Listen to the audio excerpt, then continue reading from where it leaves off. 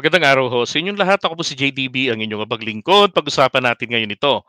8th anniversary of South China Sea arbitration ruling on the West Philippine Sea. Nangyari po yan.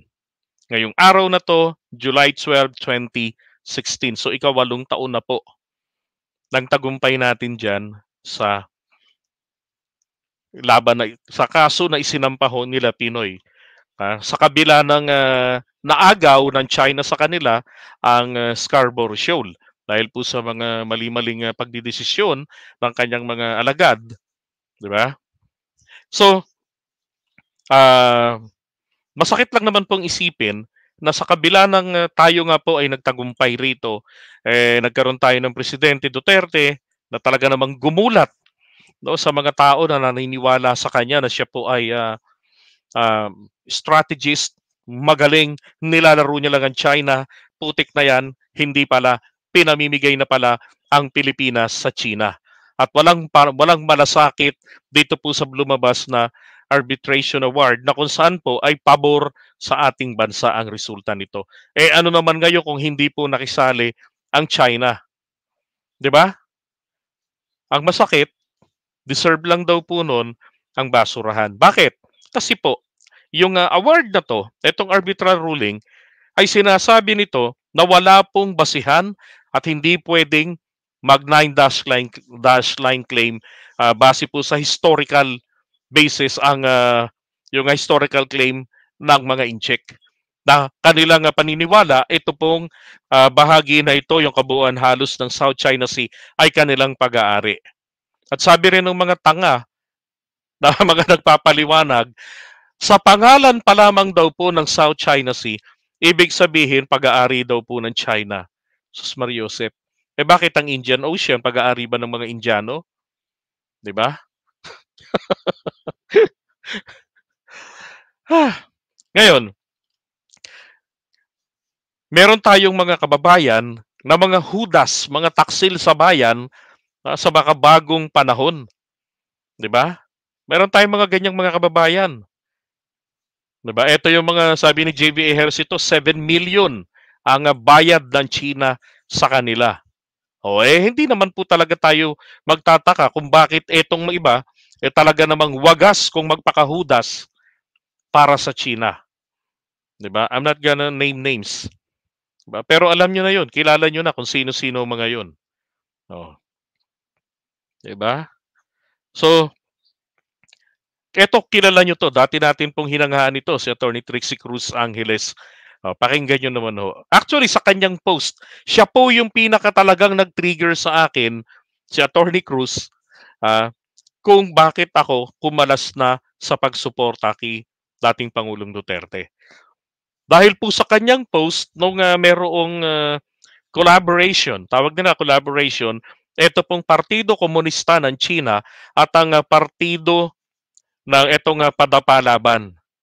Partidong binuo ni Ninoy Aquino noong 1978 against Marcos Sr. at nito ni Aquilino Pimentel noong 1980 against Marcos Sr. din. Na siya rin naging partido ni Cory Aquino na pumalit kay Macoy. At siya rin naging partido ni Digong. Diba? Ngayon, eto si Atty. Trixie. Pakinggan yung sinasabi niya, ha.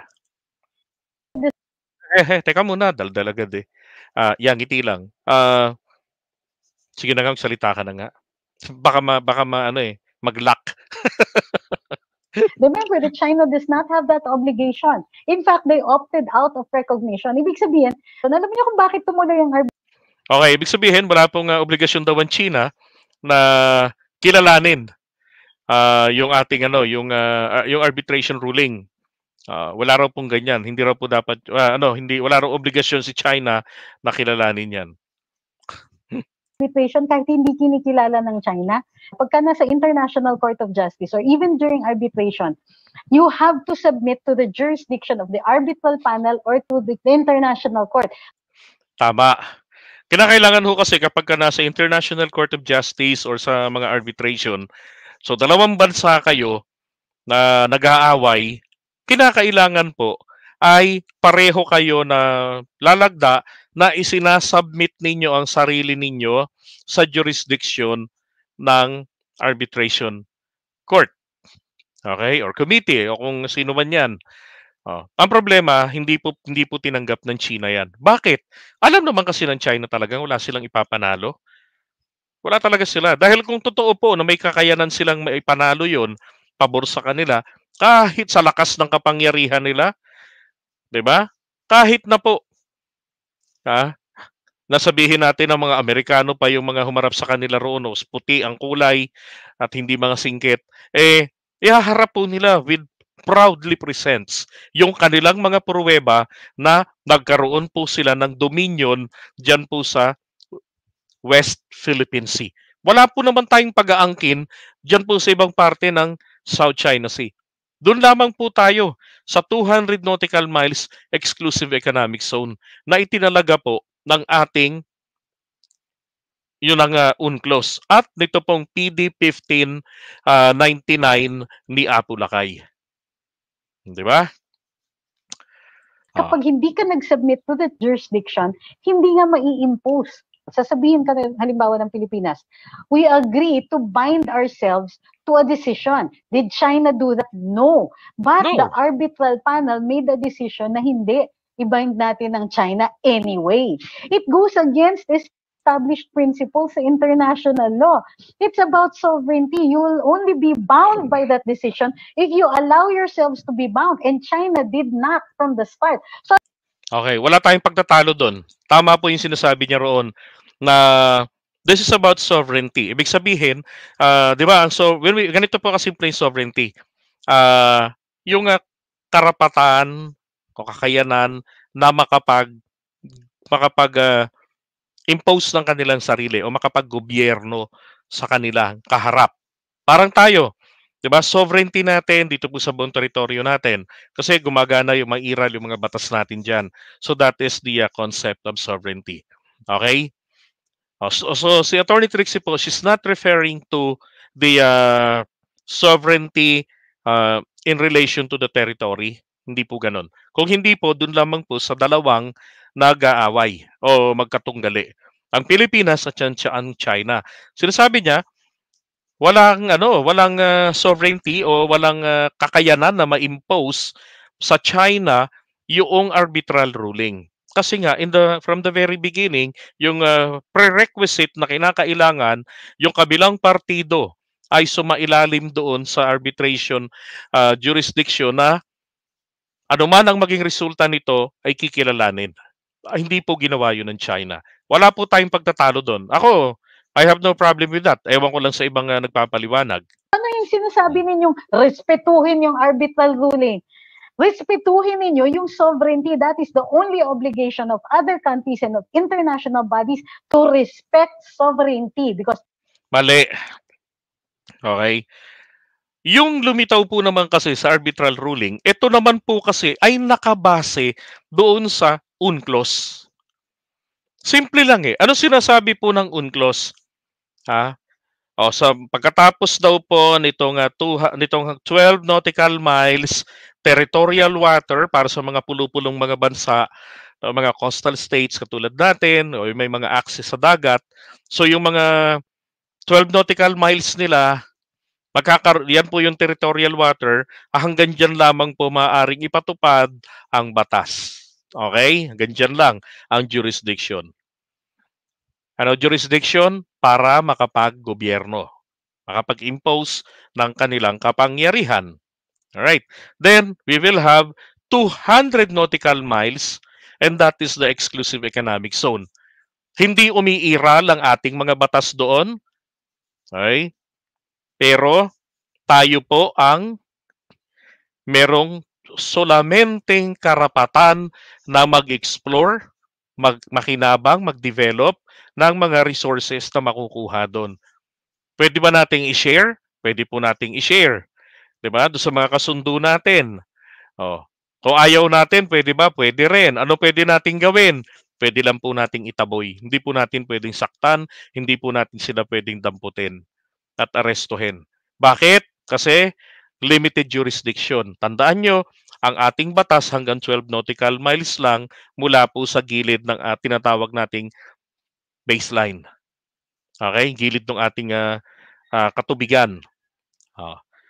Pero pwede po natin at kailangan po talaga nating ipagtanggol ang ating o idepensa ang ating EEZ, yung exclusive economic zone natin. At yun po yung iginigiit ng Pilipinas na dapat ay respetuhin. Hindi lamang, kasi po yung ruling, sa totoo lang, hindi lamang po ito yung ruling na pumabor sa Pilipinas, dapat na respetuhin ng China. Yun pong ruling na yun, this is actually an interpretation of UNCLOS. Inisa-isa po kasi dun sa ruling na yun, ang sukat hanggang saan ang 200 nautical miles ni Pilipinas, yung mga features ditong matatagpuan. Kaya umabot ng 500 mahigit eh. Parang 540 pages yun mahigit. Isa-isa po yung mga features. Sinabi doon ano ang entitlement nito. At wala po sa mga yun lumitaw na isla. And therefore, each one na nakaangat po yung bato, nakaangat sila, lahat po yan ay bato, then meron lang silang 12 nautical miles. Paikot. Yun lang ang kanilang entitlement. Ganon.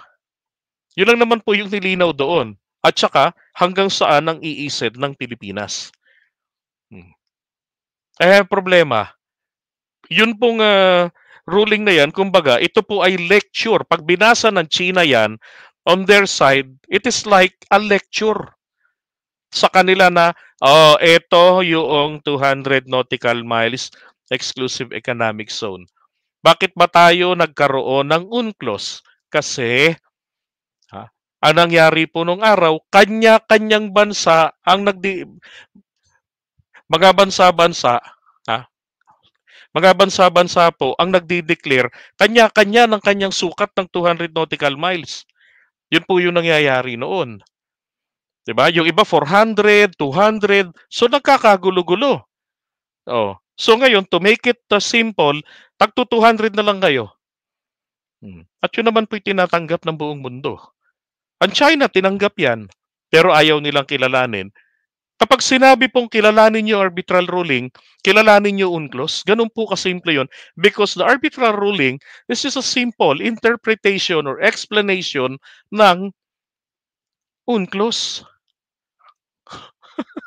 Sorry, Trixie, come on. That is absolute under international law. Yun yung first doctrine. They cannot substitute their judgment for ours because we did not give it. And that's what happened in the arbitral case. China did not give it. We gave it. O paano yan? Paulit-ulit talaga siya. Na ito na sinasabi niya ron, hindi natin pwedeng ano yan sa China kasi ayaw nga nila, hindi nga nila binigay. Ayaw nga nilang kilalanin eh. How are you going to enforce a decision when they do not recognize the decision or the jurisdiction of the arbitral panel to begin with? And that is a requirement at the start of every case. Hindi yan na-explain sa inyo ng mainstream. Hindi yan ini-explain. Hindi nga, ako nga nag-i-explain.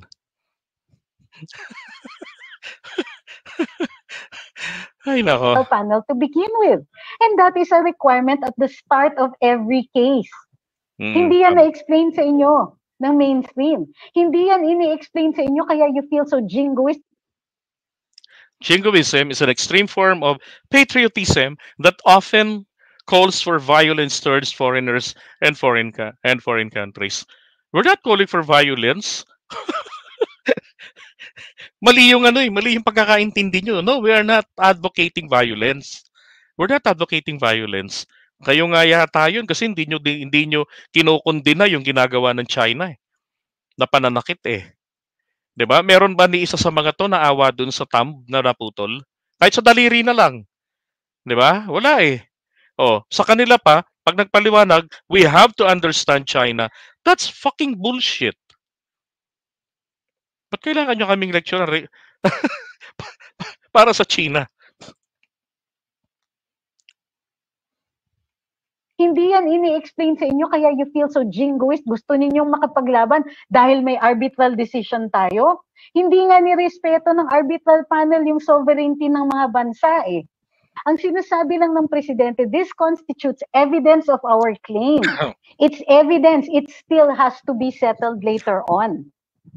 It's not an absolute. It only clarifies what the claims are here and what it is based on, and that the Philippines has the better claim to this. But ultimately, because China did not...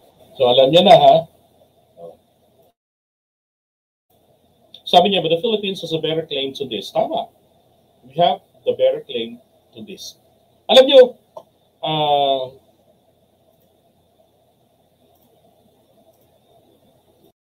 Alright, so alam nyo, dapat doon pa lamang po matuwa na tayo eh. Sinasabi na we have the better claim to this, di ba? Alam nga po nila yan eh.